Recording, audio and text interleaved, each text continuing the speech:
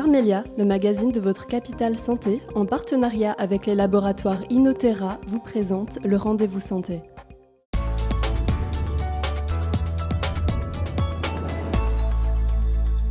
Bonjour et bienvenue dans votre Rendez-vous Santé avec votre magazine Pharmelia spécialité que vous retrouverez dans toutes vos officines. L'été, les vacances, on les attend bien sûr avec impatience, mais par contre on n'attend pas les petits bobos qui les accompagnent et les petites tracasseries. Alors pour un voyage sans aucun nuage, avec nous c'est Pierre-Xavier Franck, bonjour. Bonjour Pierre. Docteur en pharmacie, directeur de l'école de formation Califarm, directeur scientifique IFO Califarm.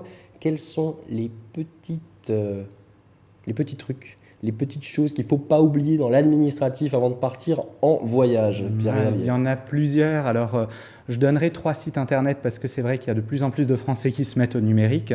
3 sites vraiment clés pour bien préparer ses vacances. Le premier, c'est diplomatie.gouv.fr, site mis à disposition des Français par le gouvernement français qui permet de savoir un petit peu connaître l'état géopolitique du pays dans lequel on se rend, également un certain nombre de conseils administratifs. Premier point. Deuxième point, on va parler de l'Institut national de veille sanitaire qui met chaque année à disposition des voyageurs un guide dans ce qu'on appelle le BEH, le bulletin épidémiologique hebdomadaire. Voilà, vous vous rendez dans tel ou tel pays d'Amérique du Sud, d'Europe, d'Afrique, etc. Eh bien, vous connaîtrez exactement les pathologies qui sont présentes, comment les prévenir. Et dernier point très important, bien sûr, c'est la vaccination avec le site de l'Institut Pasteur qui recense toutes les vaccinations à faire en fonction du pays dans lequel on se rend. Et pour les animaux ? Pour les animaux, alors il faut absolument un passeport européen, donc ils voyagent aussi. On a beaucoup de pays qui obligent également la vaccination contre la rage. Donc je dirais que l'animal peut voyager avec son maître, mais il faut prendre des petites précautions avant. Bien justement, regardons ensemble comment ça fonctionne cette vaccination avec le professeur Christman. La vaccination avant les vacances, c'est un point important pour différentes raisons. La première, c'est que déjà on est exposé selon la région où l'on va à des risques qui peuvent être des risques classiques ou alors des risques nouveaux. Il vaut mieux partir déjà avec ces vaccinations à jour et les vaccinations exigées. Il est important de savoir exactement vis-à-vis de quoi on est déjà vacciné. Pour les vaccinations, selon les séjours, il y a des exigences. Alors je cite la fièvre jaune parce que c'est le plus important. Vous n'entrez pas dans un pays où il y a la fièvre jaune sans être vacciné, ça c'est clair. Vous avez d'autres pays où il y a un autre vaccin qui est contre l'encéphalite japonaise. Et c'est une atteinte virale où le virus est transmis par des piqûres de moustiques. Il faut faire cette vaccination. C'est une recommandation parce que les conséquences de l'encéphalite sont assez sévères. Pour les vaccins, il est clair qu'on protège contre un certain nombre d'infections, mais on ne protège pas vis-à-vis du paludisme. J'insiste sur le paludisme et sa prévention, parce que le paludisme peut tuer. Attention aux règles d'hygiène de base. Si on veut avoir un séjour correct et bénéficier du séjour, c'est de prendre quelques minimes précautions. Un reportage des équipes d'Alsace 20. Pierre-Xavier, est-ce qu'on peut préparer un petit bagage avec les incontournables ? Oui. Alors, je dirais dans ces incontournables, on va retrouver quoi ? Déjà, on va retrouver ces ordonnances de médicaments. Ordonnance écrite en DCI, en dénomination commune internationale. Grosso modo, c'est le nom générique, le nom scientifique de la molécule. On va se retrouver également avec un certain nombre de médicaments, pourquoi pas antinauséeux. On aura peut-être l'occasion de reparler du mal des transports. Et puis également du matériel de compression pour les jambes, les fameuses chaussettes de contention. Et si on part loin, il y a aussi le décalage horaire.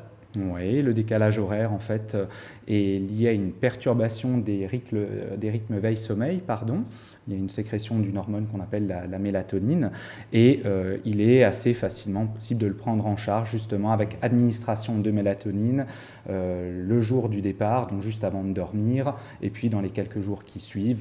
Pareil, si on va se déplacer à l'ouest en avion, on aura tendance à ne pas dormir en arrivant, et si on voyage vers l'est, eh bien on essaiera plutôt de voler de nuit et d'attaquer donc la journée de bon matin. Et au niveau des assurances, il faut cadrer quelque chose de spécifique ? Oui, alors je suis pharmacien, mais pas spécialiste forcément des assurances, Pierre. Mais c'est vrai qu'il faut faire attention aux assurances auxquelles on va souscrire. Également s'assurer de la qualité de la carte bleue qu'on emmène parce que bien souvent, il y a des assurances attachées avec cette carte, le fait de payer voilà, tel ou tel voyage ou service. On a une assurance qui est automatiquement trouvée derrière. Avec un rapatriement, au cas où, ça peut être Ça tourne très mal. pratique, Oui. effectivement. Quand on part loin, il faut aussi choisir son moyen de transport. C'est pas toujours de tout repos, hein. Non, effectivement. Alors, on va se retrouver avec l'avion, avec le train, la voiture. Mais je dirais que le dénominateur commun à tous ces modes de transport, c'est justement le mal des transports hein, qui est extrêmement fréquent et qu'on peut prendre là aussi en charge, soit avec de la médecine, je dirais, très conventionnelle, hein, médecine chimique, on va administrer des antihistaminiques, ou alors l'autre possibilité, c'est de passer sur des médecines plus douces, qu'on appelle les médecines alternatives. Ça peut être des remèdes homéopathiques et également de l'aromathérapie. Et plus spécifiquement, pour le bateau, par exemple, qu'est-ce qu'on pourrait faire? Alors, en conseil simple, je dirais qu'il vaut mieux se mettre au niveau de la poupe, donc au niveau de l'arrière du bateau, que sur la proue, qui a tendance vraiment à bouger avec les vagues. On va plutôt se mettre au milieu du bateau aussi, parce que les côtés, hein, ils bougent un petit peu plus. Voilà, on va éviter de trop manger juste avant. On ne va pas se prendre un gros repas bien gras. On ne va pas non plus consommer des boissons alcoolisées. Il faut avoir bien dormi. Voilà, se sentir bien. L'avion, ça paraît plus stable que le bateau quand même. Des petits conseils aussi? Oui, alors bon, on peut se retrouver face à des turbulences qui sont anxiogènes pour les passagers, des trous d'air là aussi, on peut se sentir mal. Et à ce moment-là, il faut bien prévoir, identifier le petit sac à vomi juste avant de décoller. Et puis régulièrement se promener dans l'avion aussi, boire, voilà, être à l'aise, avoir des vêtements amples. Et pour être à l'aise aussi, il faut penser à des bas de contention des fois. Oui, alors tout à fait, les bas de compression en fait, hein, compression parce que ça agit aussi bien au repos qu'en mouvement, alors que la contention n'agirait qu'en mouvement. Concrètement, ça c'est l'indispensable du voyageur, de l'homme, de la femme, je dirais, voilà, presque tout le monde peut en mettre, et ça va permettre d'assurer une pression dégressive de la cheville jusqu'au niveau de la cuisse, favorisant ainsi le retour veineux, sans forcément qu'on fasse d'efforts. Donc là aussi, on se sent mieux. Et il y a un laboratoire qui est spécialisé là-dedans, c'est Inotera. Oui. Alors, le laboratoire Inotera est effectivement un des grands spécialistes français du secteur. Inotera, ça veut dire quoi? Ça veut dire innovation thérapeutique. Quand on a dit ça, on a presque tout dit. C'est un laboratoire familial français qui a une production 100% française, pas très loin d'ailleurs, d'ici à Nomexy dans les Vosges. Et sa spécialité, effectivement, c'est du matériel de compression veineuse adapté pour les hommes et pour les femmes.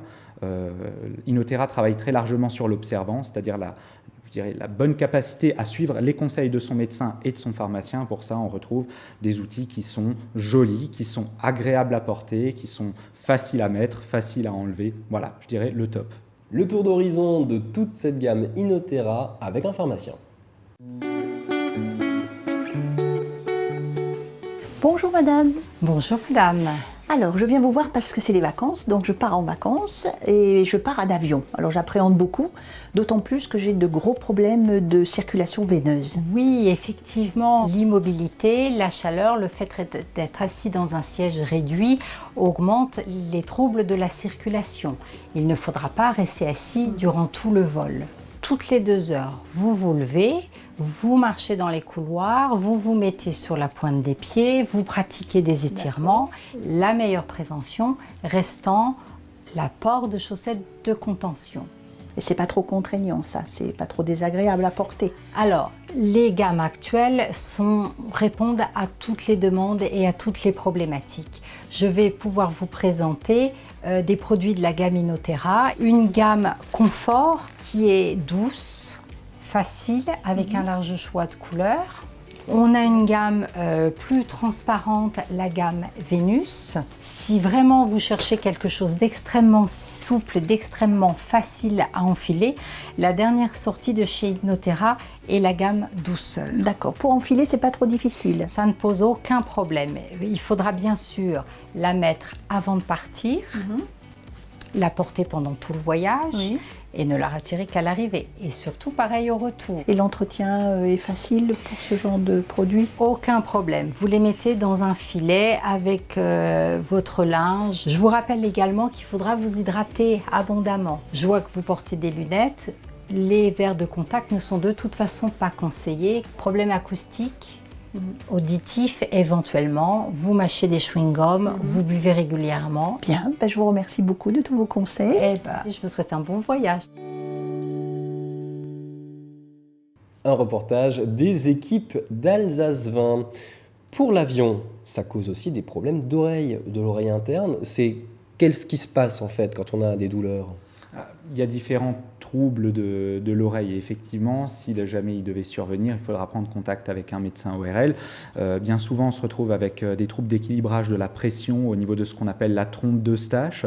Les personnes qui font de la plongée sous-marine, par exemple, sont régulièrement sujettes à ce type de problématique qui se réveillent en avion. Il faut bien penser simplement à déglutir. Et s'il y a des problèmes plus poussés, encore une fois, aller consulter un médecin. Mais ça peut aussi arriver dans le train? Ça peut aussi arriver dans le train, effectivement, des problèmes d'oreille interne, mais ça, ce sont des problèmes, comme dit, qui sont plus sérieux et qui nécessitent d'aller voir un médecin. Le train, justement, on en parle, c'est peut-être un des moyens les plus simples pour se déplacer.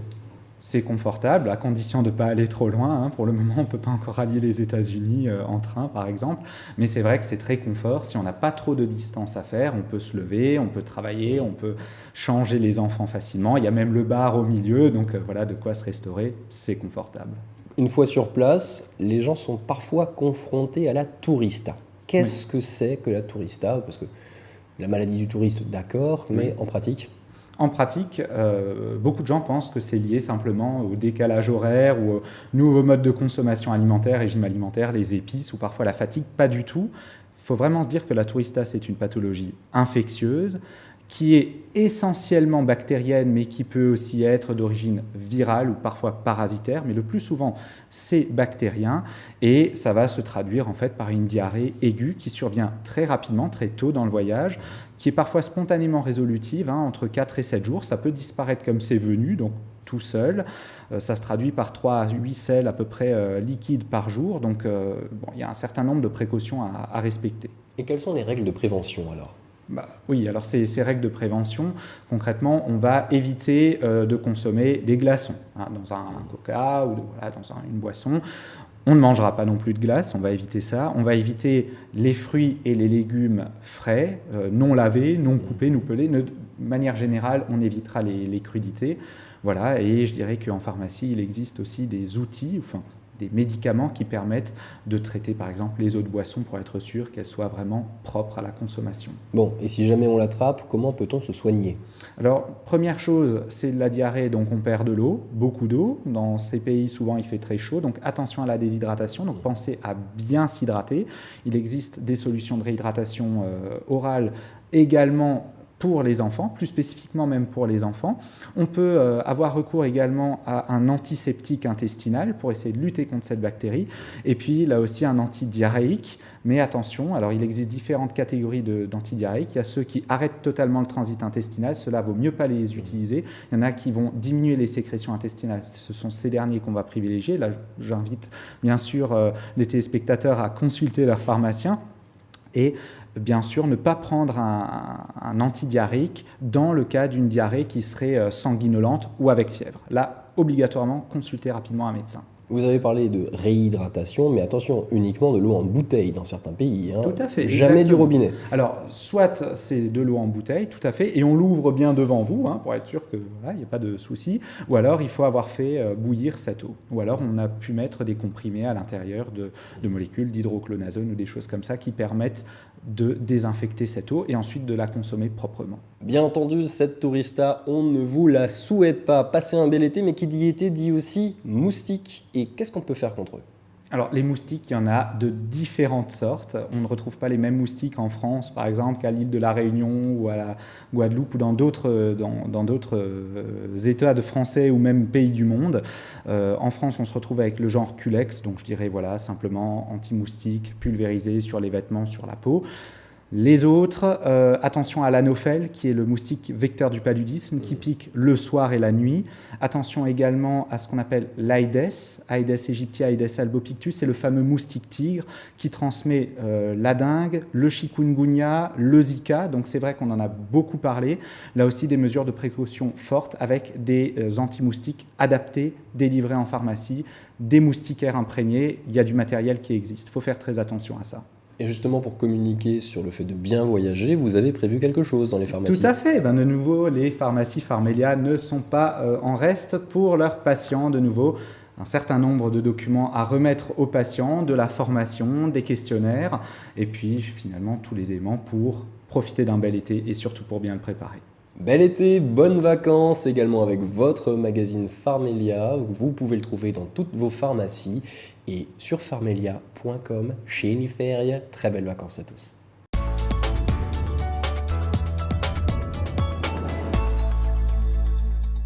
Pharmelia, le magazine de votre Capital Santé, en partenariat avec les laboratoires Inotera, vous ont présenté le Rendez-vous Santé.